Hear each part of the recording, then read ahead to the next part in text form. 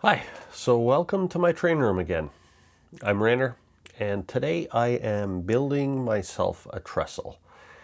In my last video, I was working on this section of the layout up there that's, I guess, just outside of camera range, and I was showing you what I'd started on with the hill in the background and the small bridge that I had kind of got the location for that ready. And then I also mentioned that I was going to be building or attempting to build a curved trestle. So I have one of these kits. Hopefully you can see it in the picture there. It's another Walthers cornerstone kit. Picked it up on eBay. It's a wood trestle with a deck girder bridge. And basically this kit, as it comes in the box, it's designed to be built as a straight trestle. You can build it according to reading the directions here, the instructions, typical Walters instructions here. First page talks about the history of the timber trestle, and I won't go through all of that. It says with some kit bashing or scratch building, it may be possible to build a curved model using parts in this kit. So that's what I'm doing. Overall, if you want a quick history of the trestles, that's what it's got on there. Of course, the first page of the instructions shows 3 different bents. The bents are these supports for the trestle. My trestle currently on the table here is upside down because that's how I'm building it.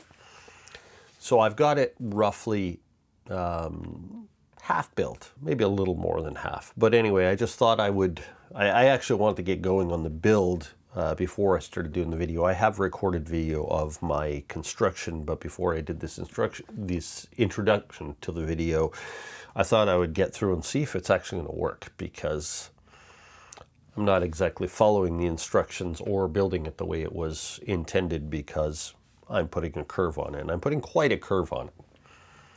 And if anybody out there is looking at this and going, that's a steeper curve than I would put on there, or that you would put on there, then that's okay. Look at my channel title, the name of my railway, the All Curves and Hard Bends. It's got to have curves and hard bends, and even my trestle has curves in it, and I'm okay with that. I'm living with that. That's how I'm packing as much as I can into this room that I have, and part of it is by putting in some pretty tight curves. I'm basically sticking to a 22-inch minimum radius or thereabouts. Wherever I can, I am going with a larger radius curve than that, but I am not putting anything that's an actual 18-inch radius curve. But some of my curves are fairly tight. Anyway, there are a few things that, even if you are building this trestle as a straight trestle and trying to follow the instructions, there's a few things that I kind of discovered that I think might be useful to mention. So I have a bunch of these bents attached to one half of the trestle, but I've also built a number more of the bents already ready to go for this half. I was just waiting for the glue to dry and set in there before I put the next pair of stringers in there. I didn't want dull spring, and I just wanted to be able to support each stage as it sets and hardens. So I thought this would be a good time to record this little section. Basically, this kit comes with a bunch of sprues of plastic parts, and I'll see if I have a semi-complete sprue here yet. Yes. So there's one of these, and there will be one of these. Those two are complete. And then there were also 2 sprues like this. So there were a couple of sprues like this that I've already removed some parts from. I believe 3 or 4 like this. And maybe 4 like this. And the instructions tell you that, I'll read right off of it. It says, there are several different ways in which the trestle can be built. There are enough parts included in this kit to build 2 complete 108-foot trestles, 1 226-foot trestle. I think if you double 108, it comes up to 216 feet. Not 226, so I'm not entirely sure where they're getting that from. With my understanding the directions, or any combination up to 216 feet. That makes sense. With some cutting, the timber trestle can be built as a curved trestle. All the bents are the same length and can be trimmed to fit any terrain. Okay, however you decide to build it, all of the bents are not the same length. 4 of them are shorter. There's a reason that they're shorter. It would be good if they explained that in there, but they didn't. So if you, all of the bents that come on the gray sprues like this are the same length. So if you can see in my overhead camera here, this, even though the supports that I've glued onto them are different, the bents are identical. In addition, on the brown sprues like this, there are 3 bents on each one. One of those bents at the one end, this one, is identical to these other than the color of the plastic. The other 2 on this end together are slightly shorter. That's what this is. In addition to the length, there's a difference in these bents at the top. This one just has 2 little ridges running across it, and this has a larger flange sticking up on it. That is actually identical to the rest of these. So this bent, the only difference between this and this is the color of the plastic. This is actually shorter.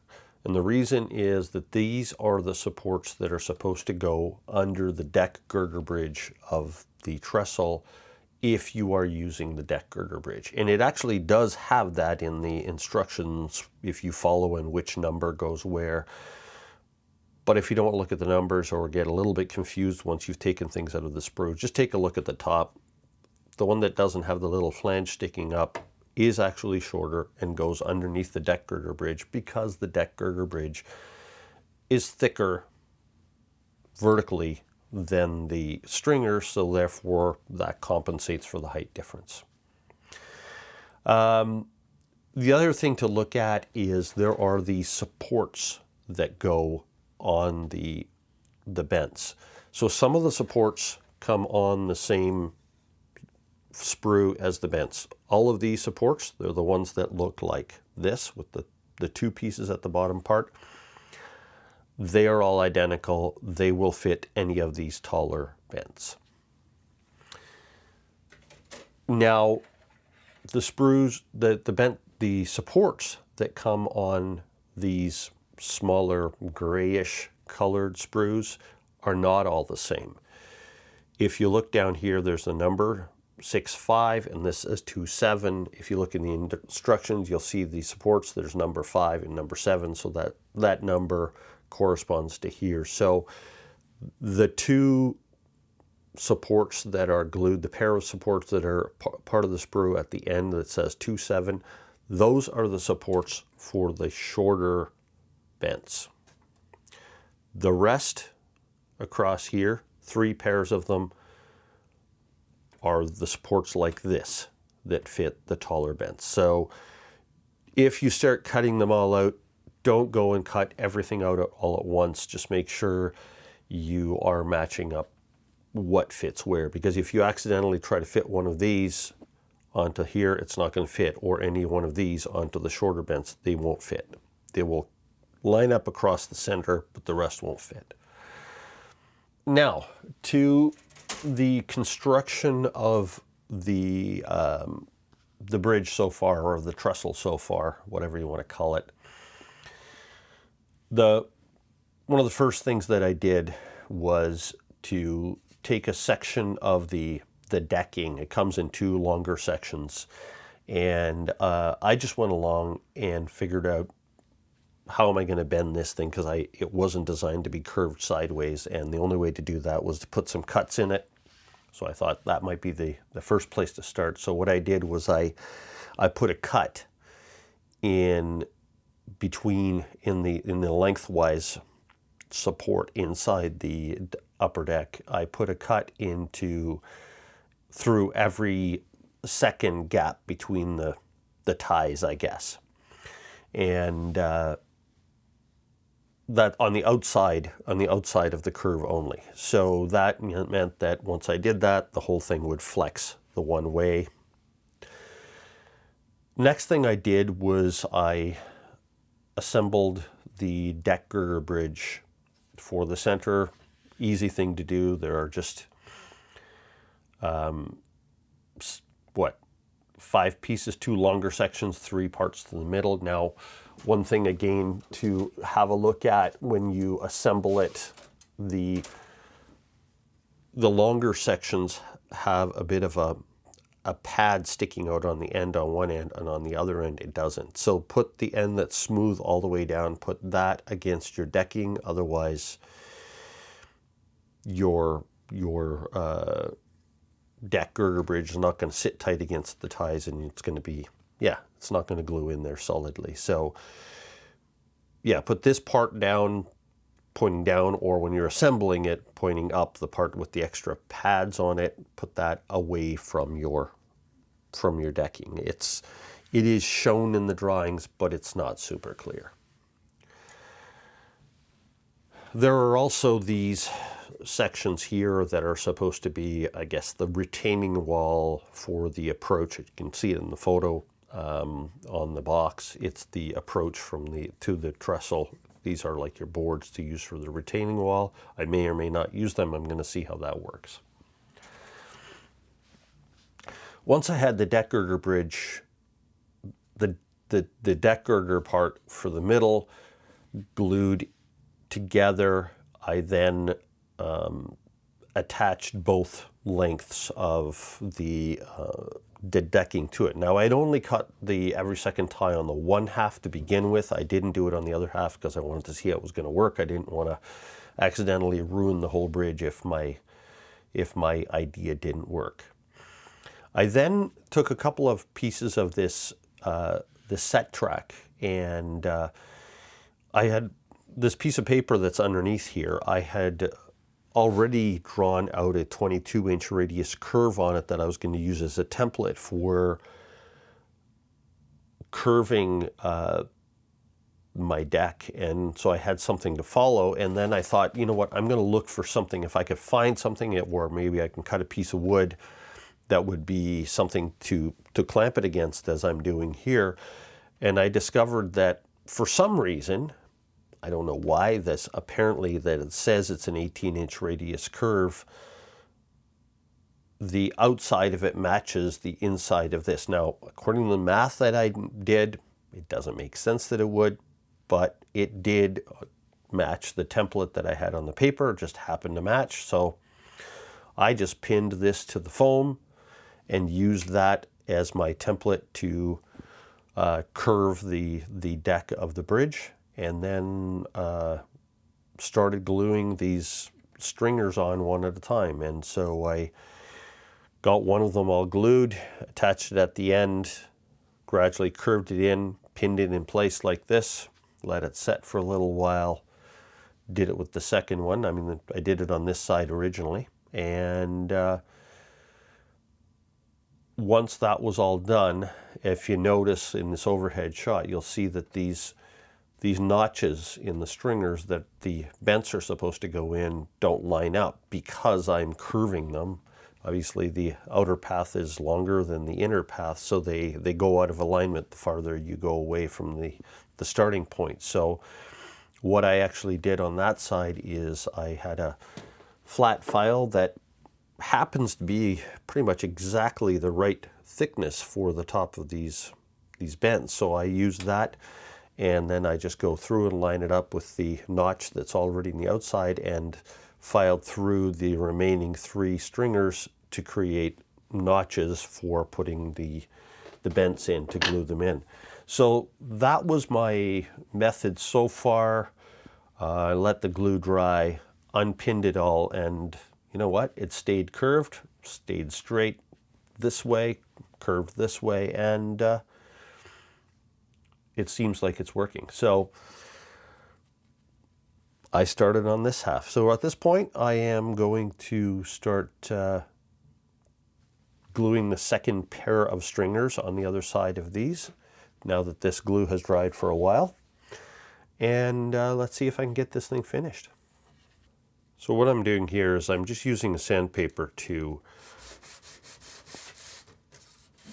basically rough up what's going to be the top part of this stringer that's being glued against the decking. Just taking a little bit of the shine off and any of the protrusions from being cut off of the sprue, and then I'll do the same thing with just a couple of little spots on the other side, because on that side it's just a couple little bumps sticking out where the sprue cutters maybe didn't take it off completely. But the other side I like to, I found that if I'm using glue, it grabs better if the plastic isn't perfectly slippery and smooth and shiny. So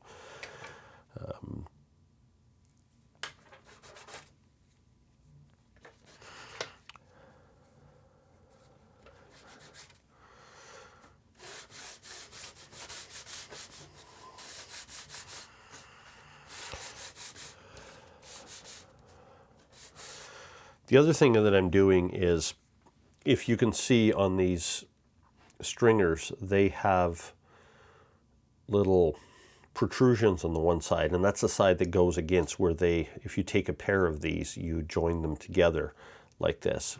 And now each of these will be joined with the other pairs, but at this point the idea is there's supposed to be little pins here that go into these round protrusions here, bosses or whatever they would call those. But they would fit together and hold them as spacers, and I guess the idea was you're supposed to glue them. The problem is that because I'm curving it, those aren't going to work. I'm not going to be able to use those spots. And so what I'm doing with these is, I discovered that with the first pair, and I had to cut them off because they get in the way, is I leave these in place and I actually put glue on them, but these little pins, I actually cut them off because they don't end up lining up with anything. And if they do, they only partially line up and keep things from fitting properly. So I just cut them off. Very easy to do. And then I'm not fighting with them getting in the way later.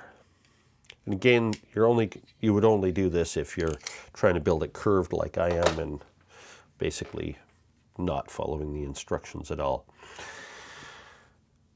Now, in the comments of one of my earlier videos, I had somebody mentioning that I should be painting and weathering everything before I assemble it.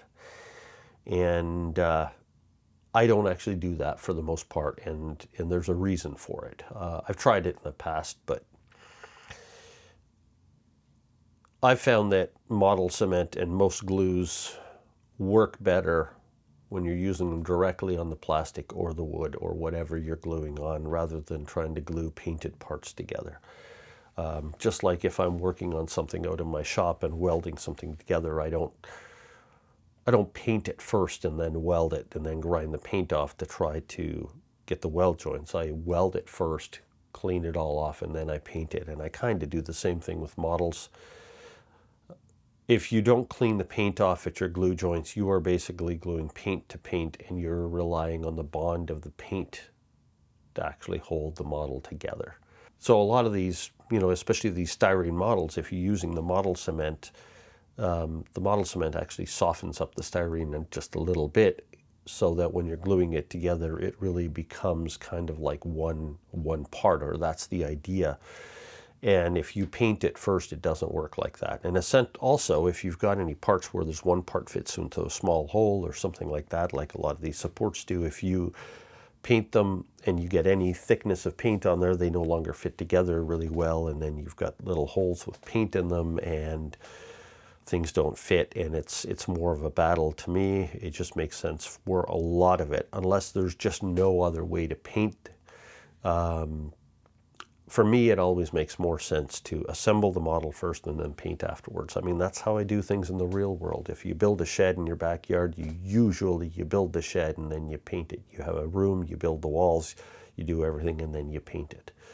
So unless there's you know, some components that really it's impossible or difficult to paint them after you build, then that's a different story. Paint them before you do the assembly. But for me, I find it's just going to give me a better result by doing all of the assembly first, getting it glued together, making sure it's structurally solid, and then do the painting. That's just me. Anyway, at this point, let's see what happens with this if I pull these pins out. Hopefully, nothing goes boing.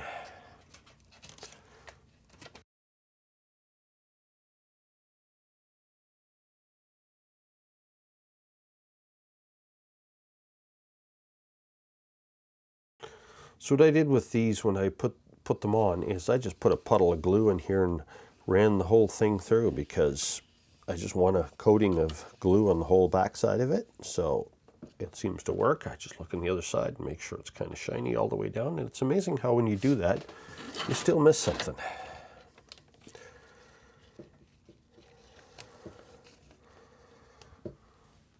Okay, that looks better. And then what I will also do is put a dribble of glue, if I can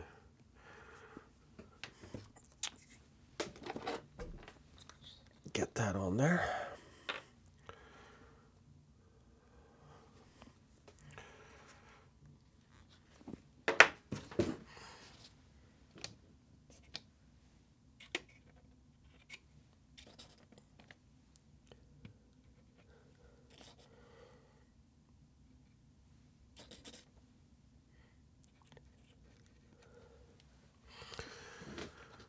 What I'm doing is putting a little bit of glue on these protrusions sticking out of here so that they will actually glue the two stringers to each other as well.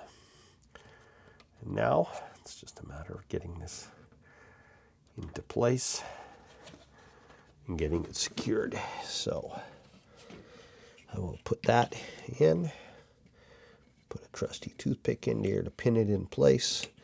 Make sure it's all going in snug. There is a bit of a notch in the bottom of the ties, if that's what you want to call them, that the stringer will sit in, and it kind of holds it lined up as well. So it seems to actually work pretty well.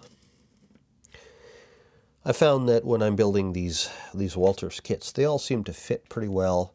They go together okay. Where they are hurting is in the quality of their instructions.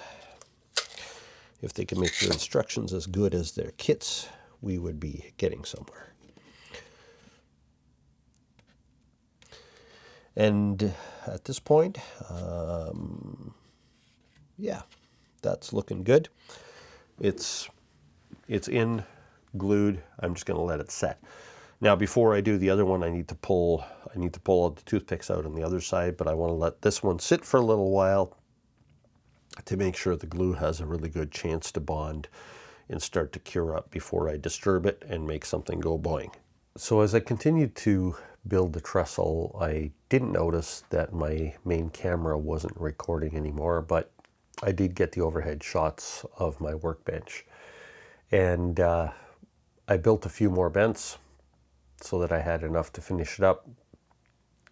Once the glue had cured on the stringers, I got the filed all the notches as I described earlier in the video, and then I glued all of the vents in place. Once the glue had sufficiently hardened up on those, I then flipped the trestle right side up on the workbench and started gluing the rails on. So what I did with that was I started by gluing a section of rail, the whole long rail, but I attached it at the straight section at the middle across the girder part of it, and then gradually bent it out and glued it into place with super glue. So I just would hold it in place. There's like little small notches on the ties that will hold that kind of help you with the alignment of the rails. So I used those, and once I was holding it in place, I would just dribble a couple of little drips of super glue on both the inside and the outside of the rail and just let that set. It grabs pretty quickly.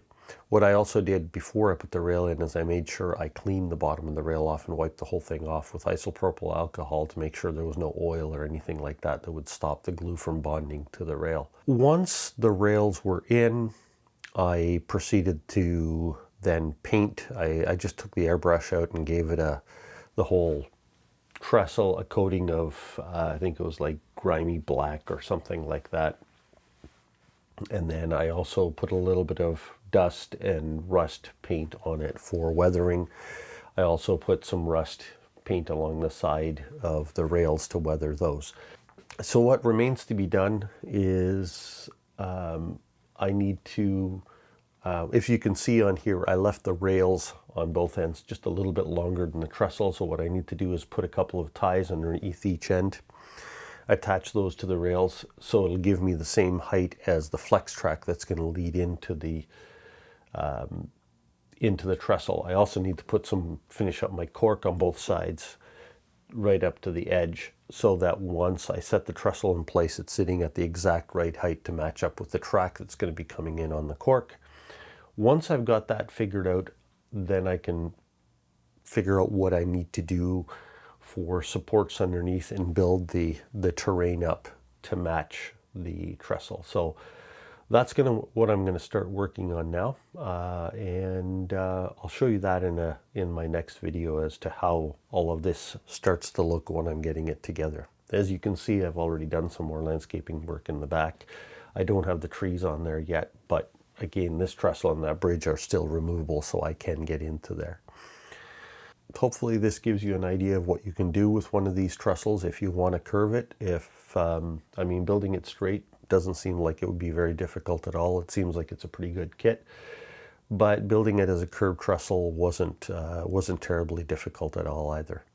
Oh, the other thing I did was on the other side where I had cut the top rail of the trestle. It looked a little weird. Not that you can see it from this side because it's hidden on the other side and there's not going to be anybody crawling around on my bench work up there. But what I did also was I got a thin strip of balsa wood and I just glued it to the top of that top wooden rail that I had cut to just disguise all the little cuts that I had put in it. Anyway, hopefully this is helpful to somebody who wants to build one of these trestles and maybe it'll give you some ideas on how you can do yours. And if you like the video, make sure you give it a like and subscribe if you haven't already done so. And see you next time.